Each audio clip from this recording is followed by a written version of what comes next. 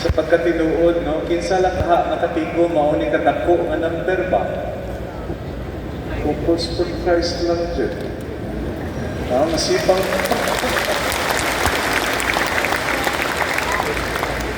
dapat dili mo dako inyong magpakpak ang tunggan ba o ang pride, but rather let us be proud in the Lord for the gift of marriage and family which is being attacked nowadays. In fact, pagsugod pa lang kumpleto na adlaw ko, I met a little girl named Janina together with her parents, and out of the blue, she just hugged me. So, kumpleto na adlaw ko. Oh, grabe, pakpak tayo.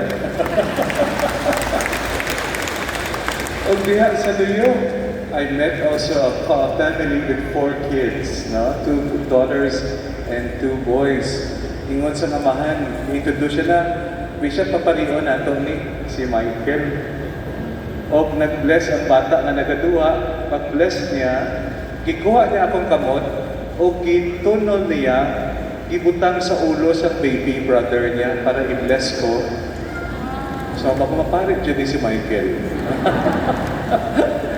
But anyways, these are images of a family that is worth celebrating and worth fighting for the sake of the next generation.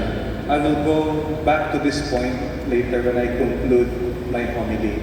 Karon, please tell your neighbor, you are the light of the world.